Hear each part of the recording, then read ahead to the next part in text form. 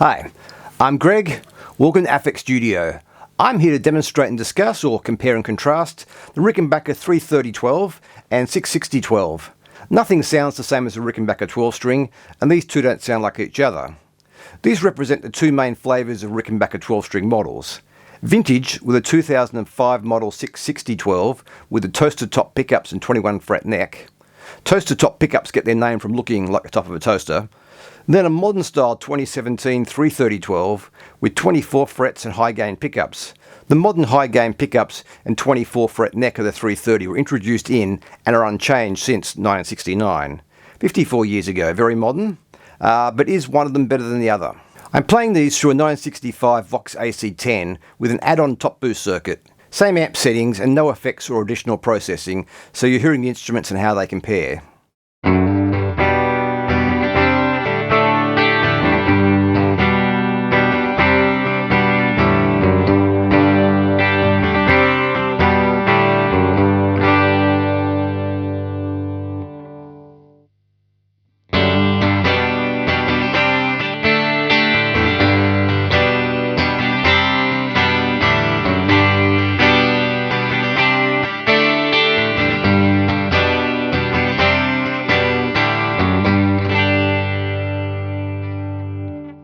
The 66012 is based on Mike Campbell from Tom Petty and the Heartbreakers' original 1963 62012. I've heard Mike say he really wanted the hollow body Rick 12 like George Harrison and Roger McGuinn played. He was disappointed when the guy selling it opened the case and he saw the small solid body. He discovered years later it was only the third 12-string Rickenbacker had made and was next guitar off the line after George Harrison's. While based on Mike's guitar, the 66012s were introduced in '91 as a Tom Petty signature model, 66012 TP. Tom requested a wider neck than the usual narrow Rick 12s. I bought it for the different sound, but mainly to make it easier for clients in the studio who weren't used to the regular tight Rick 12 spacing. The narrow spacing does take a bit of getting used to, and there are some things that are harder to play. Mike Campbell says he likes it, it forces him to think differently and come up with something he wouldn't otherwise. The version with Tom Petty's signature had overwound pickups. I know that Dave Gregory from XTC, who owns one of these amongst other Rick 12s, believes these regular toaster top pickups sound better. They sell for a lot more with Tom's signature on the pickguard though.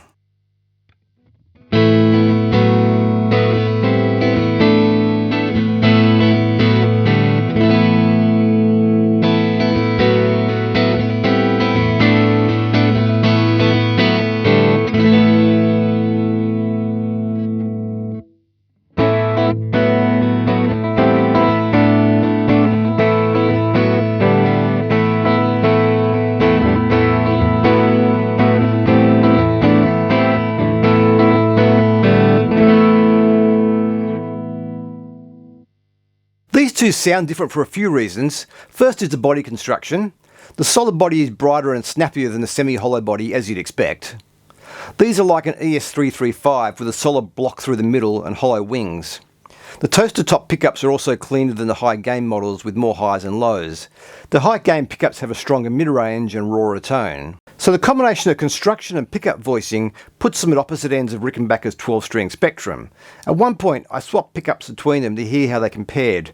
Mid-focused high gains in the tighter and brighter solid body and cleaner toaster tops in the darker semi-hollow model meant the two guitars sounded quite close to each other tonally.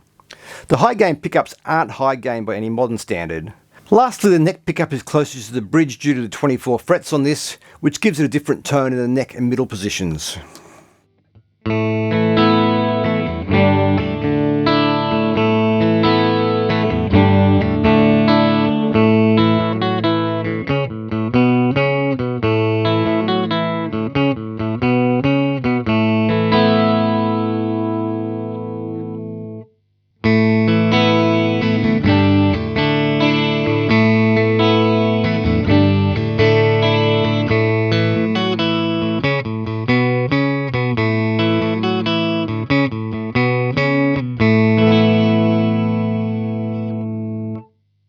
Rickenbacker are a bit eccentric as a company. They definitely do their own thing, and if you don't like it, bad luck. Things like building 12-string guitars with the same width neck they use in their 6-string models. Same deal with their 5-string basses. One width neck for all basses. Those R tailpieces look cool, but are a real pain when you need to change strings. You need to get the string into slots under the tailpiece that you can't really see.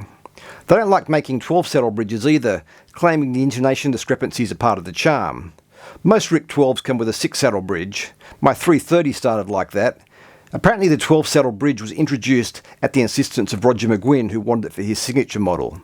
I definitely prefer the 12-saddle version, still never perfectly in tune as you've heard, so no shortage of charm. I love the dual truss rod design. The only problem is that most of the strings rest against the truss rod cover, meaning you have to loosen them substantially to remove the cover, then retune it before you can make adjustments.